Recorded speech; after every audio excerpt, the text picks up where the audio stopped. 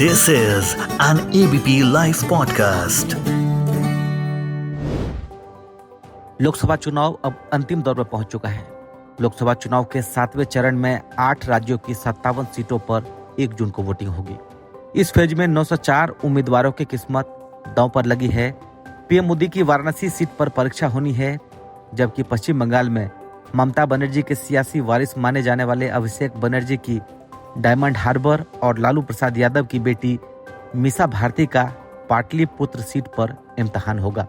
और अब तक 6 चरण में जो वोटिंग हुई है उसका क्या कुछ खास रहा, इस पर हमारे साथ इस वक्त बात करने के लिए पूर्व केंद्रीय गृह राज्य मंत्री और कांग्रेस पार्टी के senior leader doctor Shakeel Ahmed ji हैं। शकील जी, अब तक 6 चरणों के वोटिंग, आपका पर्सनल अनुभव कैसा रहा? देखिए, मैंने जिन लोकसभा क्षेत्रों का दौरा किया है, कमोबेश हर जगह 2 बातें मुझे बहुत ही स्पष्ट रूप से नजर आई। एक तो नरेंद्र मोदी जी, जिनके नाम पर देश भर में भाजपा के लोग या एनडीए के लोग वोट मांग रहे हैं, उनके प्रति लोगों में वो ललक नहीं है जो पहले हुआ करती थी या जो पिछले चुनाव में थी 2019 में। और दूसरे, जो एनडीए के एमपीज थे उनमें से बहुतों का टिकट काटा है मोदी जी ने, और उसका फायदा भी शायद उनको हो कुछ, लेकिन ज्यादातर एमपीज का टिकट नहीं कटा जो एनडीए के एमपी। और जो एनडीए के एमपीज ने ऐसा सोच लिया कि चुनाव में हमको कुछ करने की क्षेत्र में जरूरत नहीं है, आने जाने की करने की बात तो छोड़ दीजिए, आना जाना उन्होंने अच्छा नहीं समझा। जिन एमपीज ने, एक प्रधानमंत्री जी ने कहा था कि एक गांव को गोद लीजिए, उन गांवों की हालत, जिनको एमपीओ ने लिया था उनकी हालत इतनी खराब है कि मत पूछिए। नॉर्मल गांव वाले सारा काम रुक गया कि ये तो एमपी साहब ने गोद लिया है, इसकी तरक्की होगी। तो नाराजगी प्रधानमंत्री के साथ साथ जो एमपी है सिटिंग, मोस्ट ऑफ देम, उनके खिलाफ भयंकर नाराजगी है। और प्रधानमंत्री नर्वस भी हैं, वो आप देख रहे होंगे। अब प्रदेश का प्रधानमंत्री, वैसे भारत जैसे सभ्य और शालीन देश का प्रधानमंत्री, अगर अपने राजनीतिक विरोधियों को कहे कि ये मुजरा कर रहे हैं, तो आप सोच सकते हैं कि क्या अस्तर हो जाता है। कह दिया कि जो हमारे जिस कांग्रेस पार्टी ने बैंक का नेशनलाइजेशन करके प्राइवेट बैंक आम जनता के लिए खोला, हमारे करोड़ों किसानों को, करोड़ों छात्रों को, करोड़ों छोटे रोजगार करने वालों को बैंक से एक तरह से निजीकरण से उसको हटा करके राष्ट्रीयकरण करके इंदिरा जी ने एक तरह से नेशनलाइज करके बैंक को आम लोगों तक सुविधा पहुंचाई। और मोदी जी भाषण में कह रहे हैं कि कांग्रेस आपके बैंक का खाता ले लेगी। बताइए तो कि 55 साल कांग्रेस ने शासन किया, कांग्रेस ने तो लोगों को एक्सटेंड किया, मदद ही किया, और बड़े पूंजीपतियों से लड़के। दोनों सरकार का अप्रोच देख लीजिए, बिल्कुल उल्टा है। हमने पूंजीपतियों से लड़के आम जनता को सुविधाएं दी, बैंक उनके लिए किया, उनके हवाले किया जनता के लिए। और नरेंद्र मोदी जी पूंजीपतियों से दोस्ती करके जनता से लड़ाई लड़ रहे हैं। एक उन्माद फैलाते हैं धर्म के नाम पर, और कुछ लोग, हमको कहने में अच्छा नहीं लगता है लेकिन ये बात सही है कि उन्माद फैलने से भी उनको वोट मिलता है। और सारा काम वो पूंजीपतियों का कर रहे हैं, जिसकी वजह से नाराजगी है। अभी इलेक्ट्रल बॉन्ड में जो घोटाले का मामला सामने आया है, जाली दवा बनाने वालों के यहाँ छापा पड़ा, 4 दिन के बाद भाजपा को चंदा मिला इलेक्ट्रल बॉन्ड से, और वो खत्म हो गया मामला। जो कंपनी 121 करोड़ रुपए के घाटे में है, वो कंपनी 1100 करोड़ रुपया चंदा दे रही है, वो कहाँ से आ रहा है? बीफ एक्सपोर्टर, इतना मांस कौन खा रहा है और मछली क्या खा रहा है, इस पर और छोटा मोटा छोड़ दीजिए, प्रधानमंत्री भाषण करते हैं। बीफ एक्सपोर्टर से 250 करोड़ रुपया भारतीय जनता पार्टी के खाते में चला गया इलेक्ट्रल बॉन्ड में। तो ये तो धर्म के नाम पर, धर्म का एक होता है धर्म का पुजारी, वो दूसरे होते हैं जो धर्म के व्यापारी, एक नाम बेच के, एक धर्म के आड़ में उन्माद फैला के राजनीति, देश को, जो घर का गार्जियन, प्रधानमंत्री देश का गार्जियन होता है, घर का मुखिया होता है। घर में अगर ऊंच नीच हो तो मुखिया का काम है कि सबों को मिला के ले चलने का, लेकिन घर का गार्जियन ही घर के एक सदस्य को दूसरे सदस्य से लड़ाने की कोशिश करे। और ये छुपी हुई बात नहीं है, और मोदी जी को इसका आभास हो गया है। 19 अप्रैल को पहला चरण हुआ इलेक्शन का, 20 तक मोदी जी को जो एजेंसी है उन्होंने रिपोर्ट दे दिया कि स्थिति खराब है।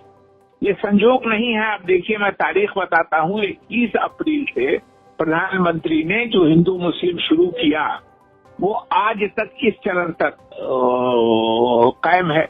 तो स्वाभाविक रूप से ये अचानक नहीं हुआ है। ये मोदी जी को भी अंदाजा है, उनके पास सारी एजेंसीज हैं, उनको अंदाजा है कि स्थिति ये नहीं है। इसलिए अब एक ही उपाय है वोट मिलने का कि साहब हमको हिंदू मुस्लिम करेंगे तभी पोलराइजेशन होगा तो वोट मिलेगा। बहुसंख्यक अल्पसंख्यक के खिलाफ घृणा फैलाइए, झूठी झूठी बातें कह के घृणा फैलाइए, और बहुसंख्यक को कहिए कि हम आपके शुभचिंतक हैं। इसी रणनीति से उनको पहले भी फायदा हो रहा है, आज भी वो फायदा उठाने की कोशिश कर रहे हैं। मगर मैं समझता हूँ कि अब बहुत देर हो चुकी है, और निश्चित रूप से नरेंद्र मोदी जी जो पोलराइजेशन चाहते हैं, या भारतीय जनता पार्टी जो पोलराइजेशन चाहती है इस देश में, वो शायद इस इलेक्शन में नहीं हो। 2019 के मुकाबले 2024 के चुनाव में क्या कुछ फर्क देख रहे हैं आप? फर्क ये देख रहे हैं कि नरेंद्र मोदी जी के लिए भी निराशा है, और उनके एमपीज के लिए बहुत ही एक तरह से आक्रोश है। और उस आक्रोश से एमपीज घूम नहीं पा रहे हैं इलाके में, जहाँ जा रहे हैं। मेरे यहाँ एक प्रमुख जी ने अपनी तकरीर में, स्पीच में कह दिया कि अगर किसी सरकारी अमले यानी बॉडीगार्ड के अलावा एमपी साहब किसी चौक चौराहे उतर जाएंगे, कहीं के एमपी साहब की बात की, एनडीए के बीजेपी के एमपी थे, तो लोग उनको बहुत अपमानित करेंगे। दूसरे आदमी ने तुरंत कहा कि कोई अपमानित नहीं करेंगे। मान सम्मान और अपमान तो उसको किया जाता है ना जिसको लोग पहचानते हैं। अपना एमपी अगर बगैर किसी सरकारी अमले के बॉडीगार्ड के बगैर उतर जाएगा तो कोई उसको पहचानेगा नहीं कि ये मेरा एमपी है। तो जाहिर है कि ये हालत है एमपी के इलाके में, और इसलिए उनका बहुत रिजर्वमेंट है। फिर देश की जो स्थिति है, बेरोजगारी 45 सालों में सबसे ज्यादा है, किसानों की आमदनी 18 सालों में सबसे कम है, महंगाई है, उसकी स्थिति क्या है वो आप समझ सकते हैं। आपको विश्वास नहीं होगा, मेरे यहाँ मीटिंग थी, एक IIT पास किए हुए लड़के के फादर ने स्पीच दिया और रोने लगे कि IIT में जब बेटा मेरा गया तो हम लोग खुशी और जश्न मना रहे थे कि उसको पास करने से पहले ही फाइनल से कैंपस सिलेक्शन हो जाता था। बोला मेरे बेटे को पास किए हुए 1.25 साल हो गया इंडियन इंस्टीट्यूट ऑफ टेक्नोलॉजी से, जो सबसे अच्छी इंजीनियरिंग संस्था मानी जाती है पूरे देश में, जो भी कांग्रेस के जमाने से शुरू हुई थी, IIM हो, एम्स हो, IIT हो, इसरो हो, जो कुछ भी कांग्रेस के जमाने में हुआ उससे जो फायदा हो रहा था देश को। आप बताइए कि IIT के छात्रों को कैंपस सिलेक्शन नहीं हो रहा है, 1.5 साल से नौकरी नहीं मिल रही है। ये तो किसी ने सोचा नहीं था कि देश को इसी स्थिति में भारतीय जनता पार्टी की सरकार पहुंचा दी। इसलिए निराशा बहुत है। जी, आपका संसदीय क्षेत्र भी बिहार रहा है। बिहार में इस बार देखा गया कि 2019 के मुकाबले पीएम मोदी को ज्यादा जनसभाएं करनी पड़ी। ऐसा पहली बार हुआ जब प्राइम मिनिस्टर को हफ्ते में 2 बार स्टे करना पड़ा हो, पटना में शो करना पड़ा हो, रोड शो। आप कैसे देखते हैं उसको? हाँ, देखिए, ये बात सही है कि वो घबराए हुए हैं, उनको वस्तु स्थिति की जानकारी हो गई है बिहार में और भी ज्यादा, क्योंकि आप याद कीजिएगा कि पिछले 2019 में 40 सीटें हैं लोकसभा के बिहार में, उसमें 39 सीटें भारतीय जनता पार्टी और उनके सहयोगी दल जीत गए थे। एक किशनगंज की सीट हमारे सहयोगी कांग्रेस के डॉक्टर जावेद साहब जीत पाए थे, बाकी 39 सीटें एनडीए जीती थी। तो ज्यादातर एमपी उनके हैं, उनका रिजर्वमेंट है, लेकिन मीटिंग ज्यादा करने से हमको नहीं लगता है कि कोई प्रधानमंत्री जी को कोई बहुत फायदा या भारतीय जनता पार्टी को होने वाला है। मोदी जी 2014 में कितना हल्ला हंगामा के साथ आए थे कि देश बदल रहे हैं, दुनिया बदल जाएगी, दूध की नदी बह जाएगी।